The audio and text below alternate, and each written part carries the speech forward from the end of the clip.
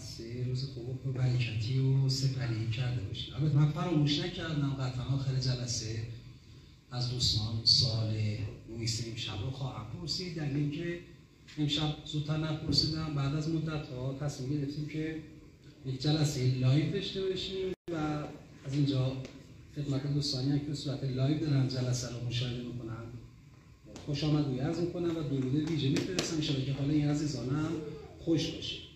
امروز چهارشنبه مورخ 28 نوامبر 1403 38مین جلسه از دور پنجم سری کارگاه‌های آموزش عمومی سپر 77 با دستور جلسه اهمیت خواب شب در مقوله درمان آغاز می‌کنیم.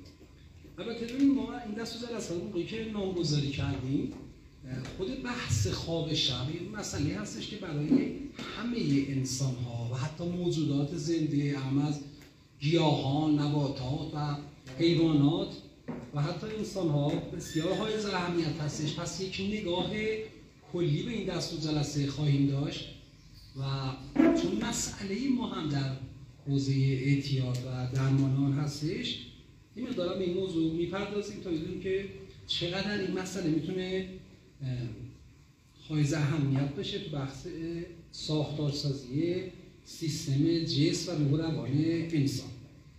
خب ما قبلا در مورد این دستور جلسه یک مثلثی رو طراحی کردیم که مثلث خواب شب ما خیلی نزدیک و همسو هستش با مثلث دارویی ما، یعنی دو ذیلش که همون هستن و خیلی هم دارن با هم دیگه نزدیک حرکت میکنن و همین مسئله ما رو برای این داره که به این مسئله خیلی بها بدیم و این مقدارش تفکر بکنیم.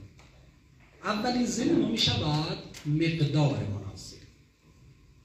ببینید گاهی اوقات بعضی از انسان‌ها تو مسئله خواب این مقدار دچار یه سری معضلات تفکری میشن و فکر میکنن که انگار پاک باختن تو سیستم خواب، یعنی اگر زیاد نخوابن انگار خیلی چیزا رو از دست میدهن، یا اگر هم زیاد بخوابن باز هم احتمال این داره که با یه سری مشکلاتی مواجه بشن، در صورتی که انسان باید این تفکر لااقل دست پیدا بکنه که به دنبال این باشه که تعادل رو حالا به نسبیت بتونه در این حوزه دست پیدا بکنه و خود خواب هم تو بحث تعادل نقش به سزایی ایفا میکنه. وقتی میخواد این نقشه رو ایفا بکنه نیازمند این هستش که به مقدار خواب حتما توجه بشه. چیزی که علم اثبات کرده و حتی ما میتونیم از بحث رفتاری هم به این موضوع بنگریم و ببینیم که افراد قدیمی و دوستانی که در قدیم زندگی میکردن اگر فراموش کرده باشین بعد از ظهرها خیلی زود به خواب میرفتن و از اون طرف هم صبح زود از خواب پا میشدن، یعنی قبل از اینکه بخواد نزدیک غروب آفتاب به خواب میرفتن و قبل از اینکه بخواد خورشید طلوع بکنه از خواب پا میشدن.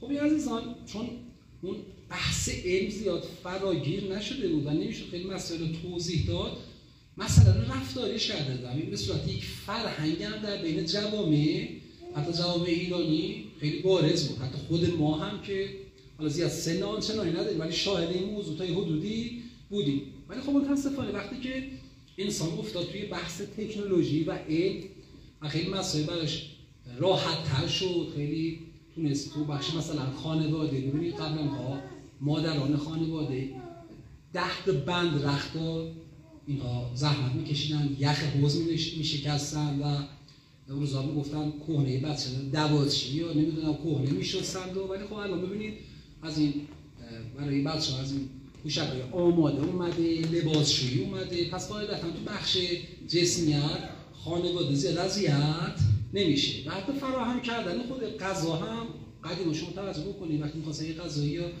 فراهم بکنن با چه معضلات مشکلاتی مادر بزرگان و قدیمی ها مواجه بودن، ولی الانی شکل شمایل غذا پختن خیلی تغییر کرده با دستگاه‌هایی که اومده، گازهای فردار و مایکروویو ها و حالا اینایی که داره دائما ارتقا پیدا می‌کنه از لحاظ علمی و باعث میشه که اون خستگی جسمی از افراد بگیره و بعد نوع زندگی افراد هم در این موضوع داره نقش خودش نشون میده و اون نقشش این هستش که مثلا استفاده از فضای مجازی هستش که لااقل اکثر قریب اتفاق انسان‌ها در هر حوزه‌ای چه خانم‌های محترم، بانوان محترم و چه حوزه آقایون یک گوشی لاغر در دستشون دارن و هر کدوم در این فضای مجازی دارن سیر میکنن که ما هم نمیتونیم الان بخوایم از فضای مجازی دور بشیم، چون باید همسو با علم حرکت کنیم، ولی این نباید باعث این بشه که به خاطر استفاده نامناسب از بحث فضای مجازی روی این مقوله بسیار حائز اهمیت خواب شب رو بخواد تاثیر بگذاره که متاسفانه داره این تاثیرات خودش رو میگذاره و شاهد این موضوع هستیم.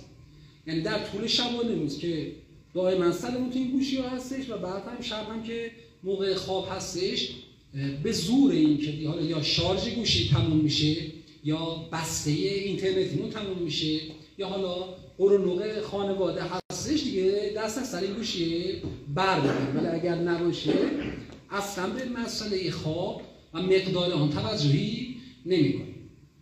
و خود این دیر خوابیدن به خاطر اینکه سری اتفاقاتی رقم زده که در ادامه راه بهش خواهیم رسید باعث این میشه که اون فضای هورمونی انسان تحت شعاع این رفتار غلط قرار بگیره و باعث این بشه که صبح دیرتر از خواب باشه.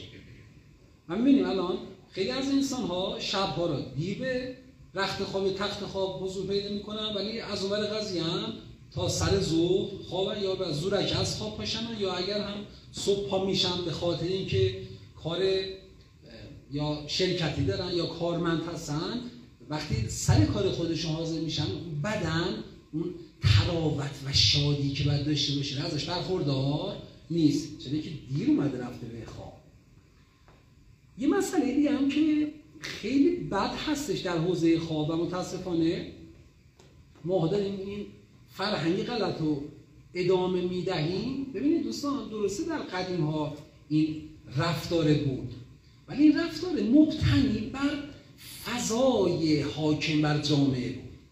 همینطور که توی صحبتون بهش اشاره کردم، اینقدر انسان ها خستگی داشتن از مسائل روند کاری خودشون و روزمرگی خودشون، چه قسمت بانوان چه قسمت آقایون، که این بنده خدا روز هم باید خواب قیلوله‌ای میرفت، ولی دیگه ماها حق برامون جایز نیست که خواب روزانه رو داشته باشیم و اینقدر این خواب روز برای بدن انسان بد و خطرناک هستش که میتونه تو بخش باز هورمون ها و غدد درون‌ریز یه سری اشکالاتی ایجاد کنه که شاهدش هم هستیم. یعنی شما ببینید وقتی یک خواب استاندارد شبانه رو ما داشته باشیم، صبح که از خواب پا میشیم احساس شادابی و بشاشی رو تجربه میکنیم، ولی خواب روز وقتی میریم موقعی که از خواب پا میشیم یه خستگی حس میکنیم، یه دهان خشکی حس میکنیم، یک کوفتگی در بدنمون حس میکنیم. اینا هممون داریم و دلیلش هم این هستش که موقعی که کبد میخواد سمزدایی بکنه، اگر شما در طول روز بخوابین این سمزدایی عکس موضوع میشه و داره تمام سمهای بدن داره توی بدن اشاره پیدا میکنه و ما این فرهنگ غلط متاسفانه شاهدش هستیم که حتی ما شاید از یک بزرگی در یک زمانی میگفتن که خواب روز عذرخواهی میکنم به کسی بر نخوره، من خودم گاهی وقتا به خواب میرم گاهی وقتا، ولی میگفتن عذرخواهی میکنم ببخشید به کسی بر نخوره، خواب روز من حیوانم، ولی خواب روز برای انسان اصلا جایز نیست. حالا یه سری افرادی هستن اینا کارشون شیفتیه، یا پرستار هستن یا در حوزه کارهای شیفتی دارن فعالیت میکنن. خب من دیگه خدا شب رو نخوابیده، باید یک جوری جبران بشه که قاعدتا جبران نمیشه، چون اینهایی که در شیفت شب کار میکنن، چون من خودم تجربهش 7 سال داشتم، میدونن که چه تبعات جبران ناپذیری برای بدن رقم میزنه متاسفانه و خب دیگه چاره ای نیست برای اینکه بتونه امرار معاش کنه و زندگی خودش رو از لحاظ قوت و غذا و خیلی مسائل فراهم بکنه، بعد خدا مجبور تن به این فضای کاری بده، یه چاره ای نیست. ولی باز هم جبران آنچنان که باید شاید این حوزه نخواهند شد. ولی خب حالا همه که شیفتی نیستن که شاید درصد خیلی کمی از جامعه مجبور باشن در این فضا باشن، ولی اکثر قابل توجهی تو این فضا لااقل فعالیتی نداره، ولی متاسفانه خواب روزم دارن که این کار بسیار غلطی هستش. پس این مقدار رو باید حواسمون باشه که چه ساعتی به خواب میرویم و چه ساعتی بعد از خواب پاشیم و روز هم به هیچ عنوان نباید باشه. اینا تو پرانتز داشته باشین. اگر بعضی از دوستان تو بحث راه اولشون با مشکلات خواب مواجه شدن، باید یک فنی به این سیستم بزنن و فنش هم این هستش که روز به هیچ عنوان نخوابن. لااقل در یک بازه زمانی یک هفته‌ای باید این خوابه، حتی اگر شب هم به هر دلیلش هم خب متفاوته دیگه، نخوابیدی باید روز هم نخوابید. این قدری خستگی در بدن نگه دارید تنظیم بشه و به قول خودمون که توی وایس هم گفتیم باید بده بستونه باشه. یعنی شما از روز باید بگیری بدی به شب. این شب هست که طلبکاره، روز طلبکار نیست. اشتباهه رو طلبتو به روز بده. و میبینید خیلی از دوستان متاسفانه توی حوزه مشکل دارن و اینو شاهد هستیم. دوستانی که خواب زیاده در روز دارن با مشکلات روانتنی مواجهن، بایپولار، سایکوز، پنیک. اینا دارن از این بیماری ها رنج میبرن، اضطراب دارن، افسردگی دارن. دلیلش هم بهتون میگم که چه اتفاقاتی رو تو حوزه جسم انسان رقم میزنه. پس این مقدار رو مد نظر بگیریم و زمان مناسب. ذیل بعدی ها میشه و زمان مناسب. بهترین زمانی که لااقل در فرهنگ فعلی با توجه به زندگی هایی که الان جاری هستش، قدیما که ساعت 6 هفته بعد از ظهر میخوابیدن، ولی خب الان واقعا نمیشه. چون فعالیت های زندگی، اینکه سختی های زندگی بتون شما کار خودت رو به اتمام برسونید، یه لااقلی باید تا 9 دیگه سر کار باشه، لااقلی کمش. خیلی معذورا اضافه کاری هم بیستن، ولی حداقل شما باید 10 حد اکثر 11 به خواب برید. عدد خوبی نیست از لحاظ بحث سیستما، ولی چاره‌ای نیست. یعنی رفتار و فرهنگ جوامع با توجه به مشکلاتی که حاکم هستش چاره‌ای نگذشته برای ما که بتونیم بین این 2 ساعت بخوایم زودتر بخوابیم. یعنی باید یه لااقل یه حد اکثرش 11 به خواب رو رفته باشیم. خب یکی از دوستان میگفت که آقا من میرم بخوابم ولی باز خوابم نمیبره. یکی از مسائلی که در حوزه خواب میتونه به ما کمک بکنه، نه گوشی ها، این گوشی کاری که با مغز انسان ها میکنه کاریه که با سورچه با مغز انسان میکنه. یعنی دقیقا مشابهت داره، یعنی دقیقا با هروئین مشابهت داره. یک کتابی، یک مجله، یک روزنامه، یک دلنوشته یه چیز بگیر و این چشم‌ها این مقدار بهش زحمت بده، هرچند هم سوادت کمه، به جایی که توی گوشی هستی فضای مجازی هدای من لایک میکنی یا پست می‌ذاری، یک کتاب یه چند خطی بخون و اجازه بده به عنوان خوانش به اون خواب واقعا رهنمون بشی. یعنی حرکت دیگه اینجا جایز نیستش. یکی دیگه از مسائلی که تو حوزه خواب خیلی از این دوستان رنج میبرن که بخش مقدار و زمان رو مد نظر میگیره، بخش خورد و خوراک. یعنی غذایی که شما میل میکنی بعد در بحث غذای شبانه توی غذای سالمی باشه، سبک باشه، نه اینکه برداری هزاران چربی و مسئله رو داشته باشه. خب بعدم پس کبده بنده خدا دیگه اصلا نمیتونه جوابگو باشه، باید بتونه اینا رو کنترل بکنه. و معلومه خوابت نمیبره. و خیلی مسئله باید مد نظر بگیر تو حوزه خورد و خوراک. خود ورزش کردن هم تو بحث خواب میتونه کمکی به سزایی به انسان داشته باشه.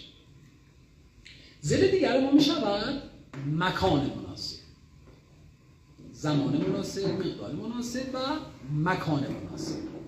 هر جایی نباید بخوابی. من می‌بینم بعضی از دوستان با توجه به اون خورد و خوراکی عرض کردم خدمتتون، 3 سینی برنج خورده، چربی هم که حسابی، دوغ و نوشابه و اینا هم خورده، همونطور کنار سفره میگیره بخواب. خب چه بلایی سر این جسم تو میاری؟ از اونم خب دیگر افراد نتونستن بخوابن، دارن تلویزیون میبینن. یعنی از بخش شنیداری، حالا توی سالن پذیرایی هست دیگه، سفره ها یا میز ناهارخوری تو این فضا هستش، یه بوی غذایی، یه چیز چربی ها توی آشپزخونه هستش، بخش بویایی، تمام حواس انسان تو این فضایی که خوابیدی داره یه اشکاله و نوری که داره تو اون فضا ساطع میشه و این باعث میشه که توی هورمون ها تاثیر بگذاره و اصلا رفتارش هم غلطه، کار اشتباهیه. کنار سفره مثلا من نمیدونم چه لفظی استفاده بکنم برای اون شخصی این کار انجام بده، کار درستی نیستش. حتی در حوزه رفتاری و بخش احترام خیلی مسائلی که برای ما لااقل ایرانی قابل توجه هستش. یه سری هورمون هایی هستن، اینها در حوزه بخش جسم انسان تو حوزه سلامتش خیلی خیلی نقش مهمی دارن ایفا میکنن، چه موقعی که ترشح میشه، چه موقعی که این هورمونه و غدد در اون میخوان خرج بشن، یعنی چه به دست آوردنش چه خرج کردنش، که بارزهاش میشون پروژسترون، هورمون رشد، لپتین، گرلین، کورتیزول، سروتونین، ملاتونین. اینها که توی وایس هم قبلا به ملاتونین اشاره کردم، اینا تو حوزه ریتمیک شبانه روزی بحث خواب انسان هر کدوم از اینها نقش را ایفا میکنن که نقششون رو من یک به یک براتون به صورت تیتروار میگم که چه اتفاقی رو رقم میزنن. مثلا شما ببینید هورمون ملاتونین، این هورمون توسط غده صنوبری تولید میشه. غده صنوبری غده‌ای که روی شاخه مغز جاش هستش و دقیقاً اگر کتاب 7 مطالعه کرده باشین به چاکراه سوم کاملا ببخشید با چاکراه چشم سوم نقش نزدیکی دارن ایفا میکنن. من گفتم چاکراه سوم اشتباه کردم، منظورم چشم سوم، یعنی دقیقاً این دو تا به هم دیگه نزدیک هستن و کاملا این ملاتونین یکی از هورمون هایی هستش که تو حوزه خواب نیازمنده هستش که به خوبی به مقدار و میزان مناسب ترشح و خرج بشه. اگر خللی در این هورمون ایجاد بشه انسان ها با مشکلات جبران ناپذیری رو مواجه خواهند شد و این تو بخش کیفیت و خواب انسان خیلی خیلی حائز اهمیته. ولی نکته جالبه این هورمون ملاتونین میدونید چیه؟ اینکه گفتم خدمتتون زمان مناسب و مقدار مناسب و مکان مناسب، هورمون ملاتونین به بحث نور و تاریکی واکنششون میده. یعنی در فضای تاریک جسم انسان قرار میگیره شروع میکنه به چی؟ ترشح کردن. یا برای حداقل نور مناسبش در این فضا باشه که تو ترشح این هورمون حیاتی بتونه نقش بسزایی رو ایفا بکنه. یکی از این هورمون ها میشه هورمون کورتیزول که این هورمون کورتیزول تو بخش فوق کلیوی انسان ترشح میشه و تو چرخه بیداری و استرس انسان نقش ایفا میکنه. یعنی افرادی که دائما دارای یک سری استرس ها هستن و یک سری مسائلی برای خودشون خیلی بولدش میکنن، بارزش میکنن، حتما تو بخش هورمون کورتیزول دچار یه سری مشکلاتی هستن که این برمیگرده تو بخش فوق کلیوی که فوق کلیوی هم مثل دستگاه گوارش داره یک چارت مشخص و یک پکیج کلیه، یعنی آمیخته از یک سری اجزای بدنه، فقط کلیه نیست، خیلی اجزا توی این حوزه دارن کار خودشون رو انجام میدن. یکی از این هورمون ها میشه هورمون انسولین که این هورمون انسولین توسط پانکراس تولید میشه و به گلوکوز بدن واکنشش میده که افرادی که دچار دیابت چه از نوع 1 و چه از نوع 2 میشن و هورمون انسولینشون دچار مشکل شده و باعث بیماری خیلی خطرناک و بد میشه. یکی از این هورمون ها میشه هورمون پروژسترون. پروژسترون توسط بخش بیشتر تو حوزه بانوان هستش، توی تخمک گذاری و بخش مسائل جسمی این عزیزان خودش نشون میده و باز حوزه خواب هم برای این عزیزان حائز اهمیته. یعنی اگر این هورمون برای بانوان درست کار نکنه، خواب بانوان تحت تاثیر این هورمون پروژسترون قرار میگیره. یکی دیگه از این هورمون ها میشه هورمون لپتمین. لپتمین توسط چربی ها، یعنی هر مقدار چربی بخوریم و چه نوع چربی بخوریم واکنششون بده. یعنی شما توی چربی خوب بدنت برسونید، مثل این روغن های کلا به اسم روغن آفتابگردان توی مغازه ها توی قفسه ها میخریم و میگیم به به چه روغن خوبی. مثلا آقا شما عقل نمیده به کار.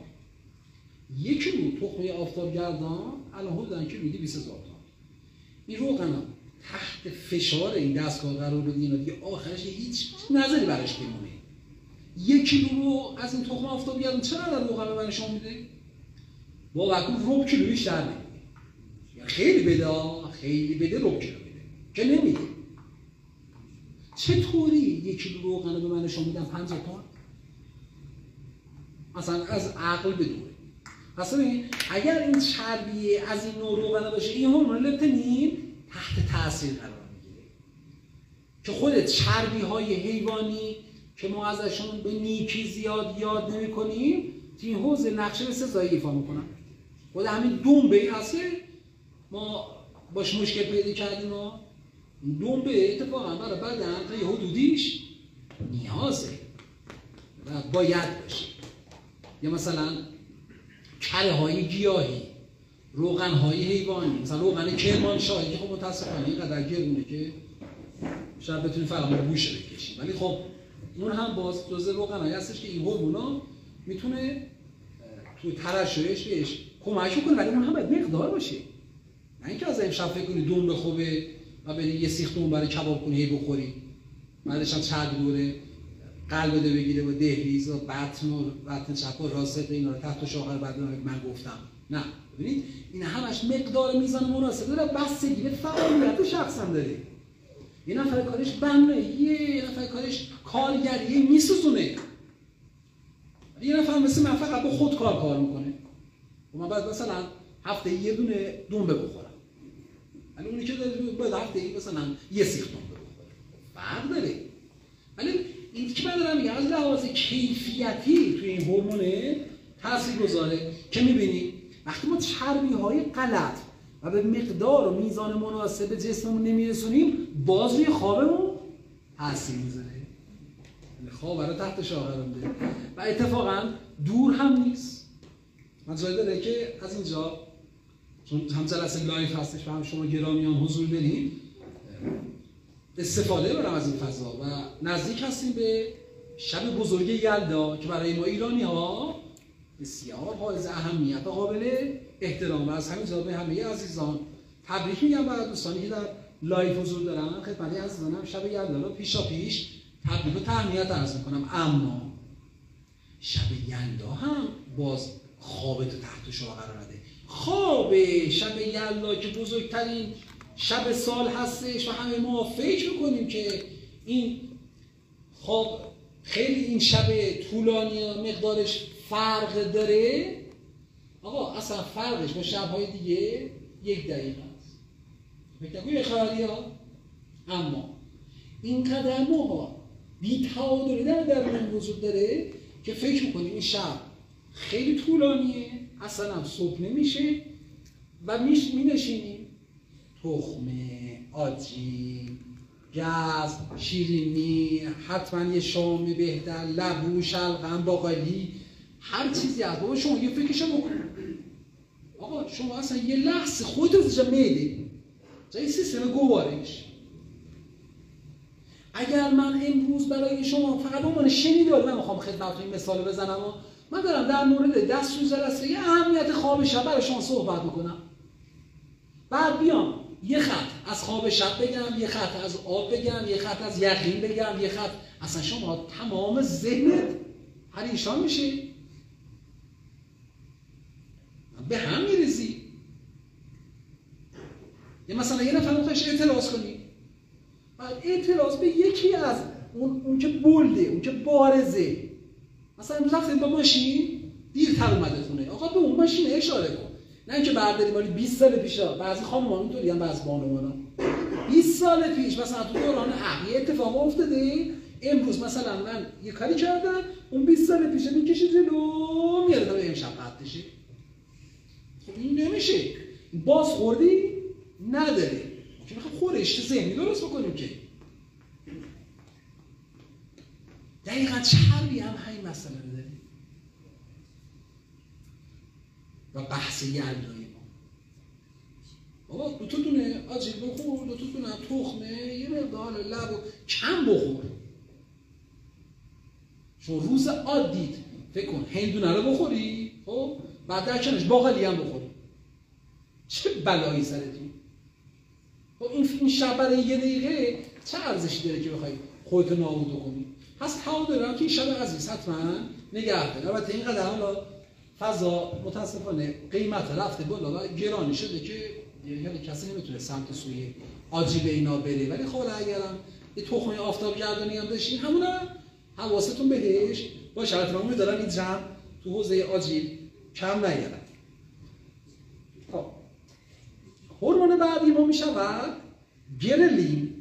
گرلین توسط هیپوتالاموس مغز، یکی از قسمتایی که کنترل مغزا در دست داره، این ترشحش میکنه که دقیقاً به همین بحث یلدایی ما کاملا نزدیکه. این هورمون به خوردن واکنششون میده که خود خوردن هم مقدار میزان و غذای مناسب اینا رو داره دیگه. پس حواستون باشه دوستان، چه یلدا چه اون داستانی که بارها براتون مثال زدم، پاتختیه که میخوای بری عروسی تو سر بچه میزنی بخور، میخوام پول بدی اینا، نه نباشه. با به خدا ارزش نداری. فوقش میخوای اگه خیلی لوتی بشی یه تومن میخوای بذاری مثلا برای طرف، خب حالا یه خانواده 4 نفر، یه خانه 4 نفریه برنج مرغ که میخوام بخورم میشه خودش 1 تومن. این کاری به بره کباب و نمیدونم باقی مسائلش نداشته باش، یا همون بره یا رو بخور، این مرغ رو نخور. فکر این باشه اینا بعداً پاسخگویی داره، بعداً جواب بدی. من میگه نون و پنیر با دل دردش قیمت 40 کباب. پس هم این هورمون گرلین تو ترشحش خلل ایجاد کردی، هم دیگه تو بحث خوردن و رفتاری با یه سری مشکلاتی مواجه شد. یکی دیگه از هورمون‌های خیلی مهم، یعنی همشون مهم هستن، ما نمیتونیم هیچ گونه جدایی قائل باشیم. هورمون سروتونین هستش که این توسط روده ها و دستگاه گوارش ترشح میشه که دوستانی که با بیماری‌های گوارشی مثل یبوست یا اسهال یا شقاق یا هموروئید، خیلی از این بیماری‌ها روبرو هستن و با این مشکلات دارن دست و پنجه نرم میکنن، هورمون سروتونینشون تحت تأثیر قرار میگیره. بعد اگر نگاه بکنیم ببینیم که تمام این هورمون‌هایی که من تا به حال اومدم پایین به عنوان جدول بهش اشاره کردم، همه اینها تحت تأثیر رفتار قرار میگیرن. خیلی جالبه ها، چقدر این رفتار تأثیر گذاره که با رفتارم میتونم خیلی مسائل رو کنترل کنم. یکی دیگه از هورمون هایی که بسیار های اهمیت باز مثل باقی مسائلی که بهش اشاره کردیم، هورمون اکسیتوسینه. این اکسیتوسین دوستان بیشتر تو حوزه رفتاری ترشح میشه. یکی از مسائلی که در سپر دیدید، در سپر 77 مثلا ما هم دیگه رو بغل میکنیم، همین بغل کردن باعث ترشح هورمون اکسیتوسین میشه. حالا چه قسمت بانوان باشن چه قسمت آقایون راهیا، یه نفر همسرش بغل میکنه، هورمون اکسیتوسینش ترشح میشه. مادری که به بچهش شیر میده، دیدین چه عشقی بین مادر و این بچه رد و بدل میشه، دقیقاً خود هورمون اکسیتوسین داره ترشح میشه. دقیقاً یه اشاره هم بعضی از دوستان به اشاره میگن هورمون عشق، که این هورمون عشق بیشتر تو حوزه رفتاریه دیگه. پس این اکسیتوسین هم اینم باید مد نظر بگیریم و ببینیم که وقتی شما اکسیتوسینتون درست ترش رو بشناسم. بعضی سگ دارن، بعضی گربه دارن، بعضی آکواریوم دارن، ماهی دارن، با حیوانات ارتباط نزدیک دارن.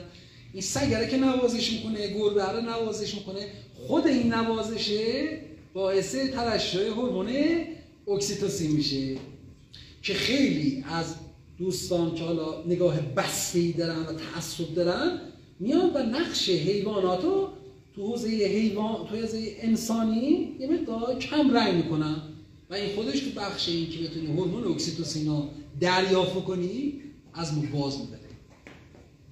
و اینجا افراد تو حوزه عشق پایدار نیستن. هورمون دیگر رو میشه هورمون رشد که توسط غده هیپوفیز ترشح میشه. حالا خود غده هیپوفیز طوری نگهداری میشه و چطور میتونه کار درست خودش انجام بده؟ یکی از مسائل بخش ما خواب دیگه، خواب و خوراک و این مسائلی که بهش اشاره کردیم، اینا ورزش، استرس ها و قند خون پایین.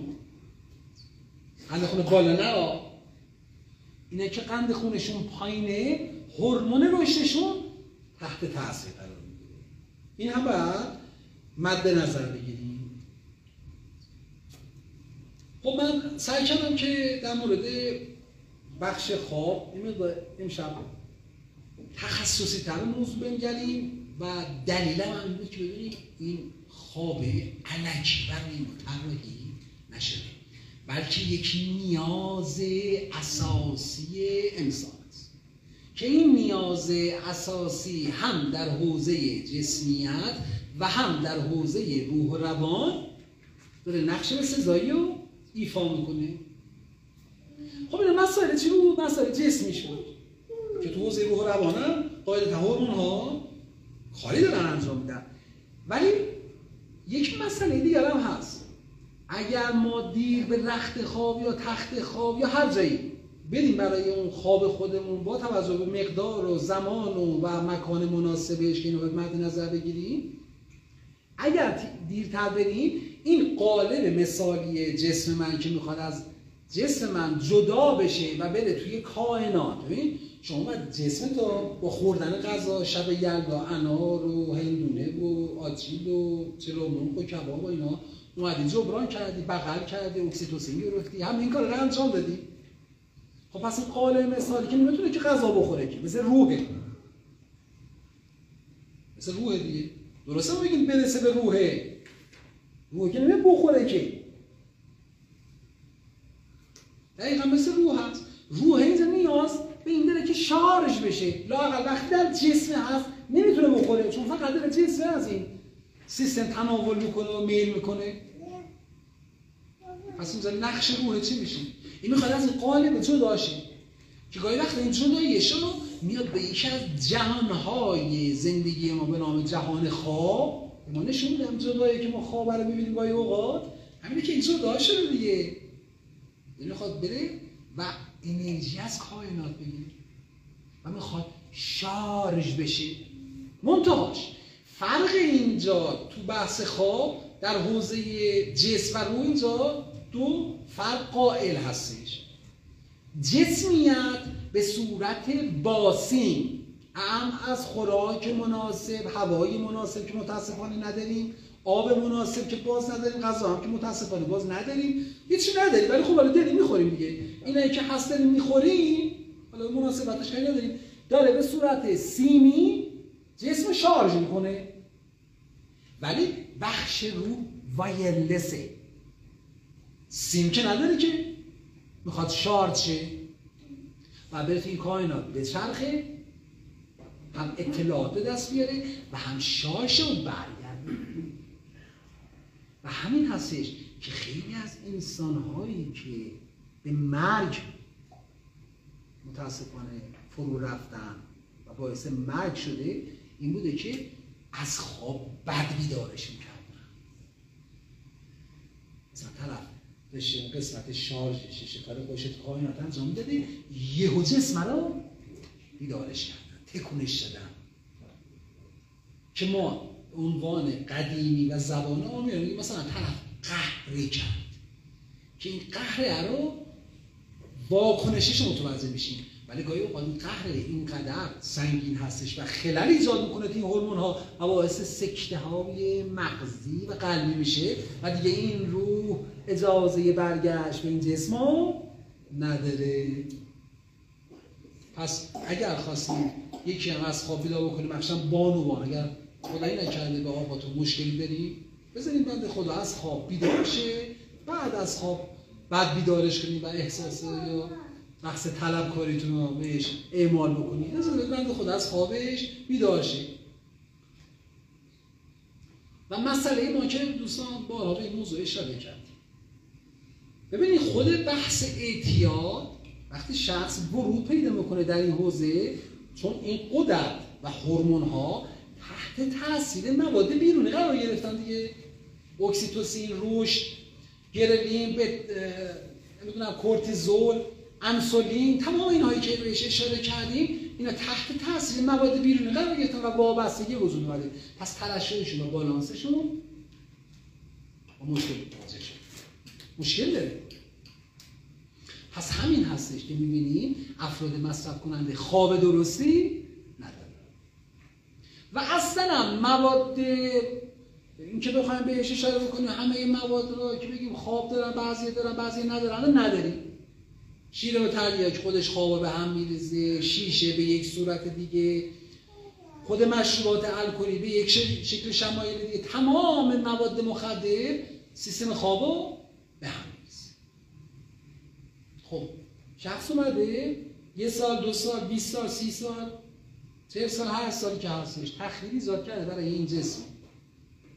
حالا میاد در حوزه درمان قرار میگیره.